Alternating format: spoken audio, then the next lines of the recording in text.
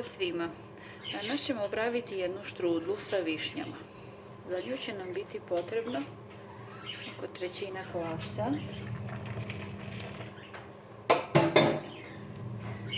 Biće nam potrebno jedno jaje plus jedno jaje kasnije za premazivanje. Stavit ćemo pola kašičice šećera, kašičicu soli, 3 decilitra mlakog mlijeka,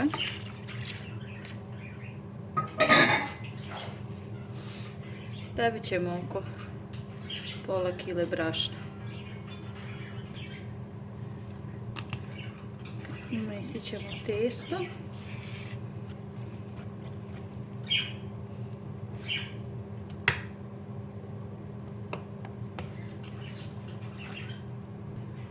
Pošto smo umesili testo, ostavimo ga da nam se, kvasac radi svoje, da se testo udvostruči.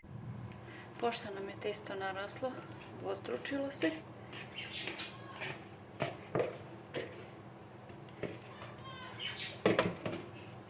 sad ćemo da ga umesimo još jednom, podelimo na 2 dela. Podelit ćemo testo na 2 dela. Svaki pomalo premesiti.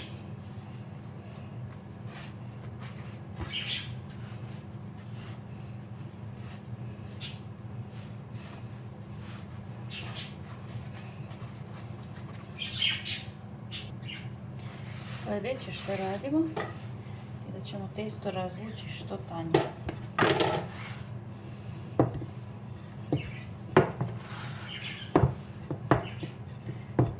U oblik pravougaonika.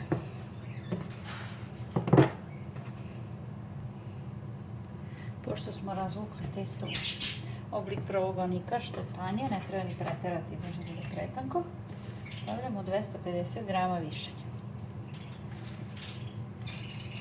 Stavljamo ih na taj način da ih svuda ima. Sad vi možete višnje slobodno smanjiti, ali ja volim kad ima puno višanja, malo testa.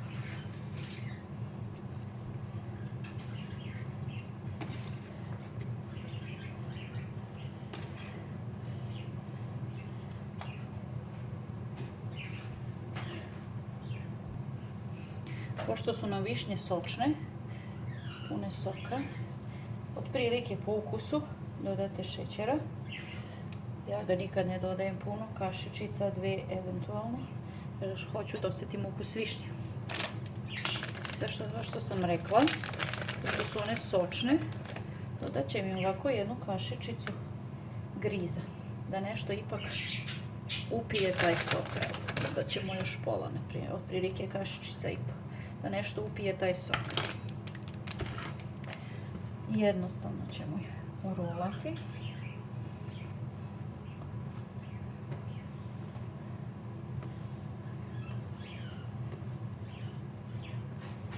Čega dobijete ovako jednu lijepu štrudlu. Krajeve ja stisnem.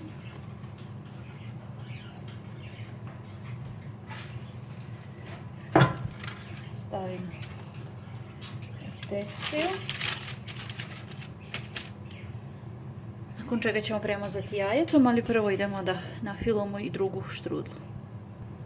Isti postupak i kod druge štrudle. Preostalih 250 grama višanja poređamo.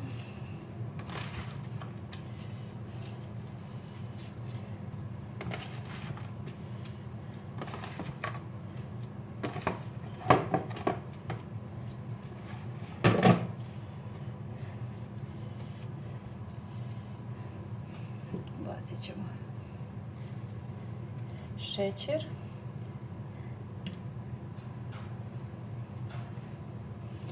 I malo griza, kašičica i pol.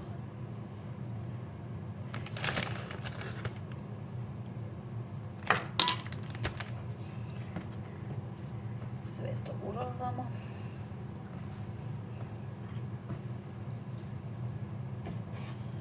Stisnemo krajeve da to ništa ne curi napolje.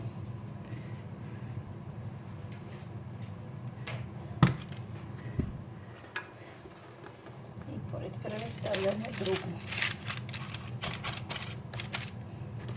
Znači, gledamo da im ostavimo mesta između, one će još rasti. Sljedeće, šta nam još preostane je da je lijepo premažemo jajetom. Da bi ona bila lijepa rumena.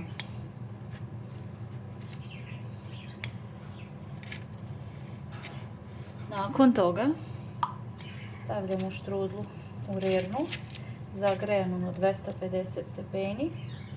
Peče se nekih 20 do 25 minuta, u suštini dok ne porumeni.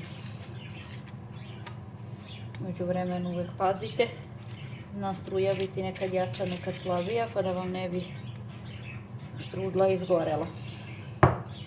Štrudlica fino lepo se peče, zato sam rekla ostavite mesta između štrudli jer ona još naraste, duplira se.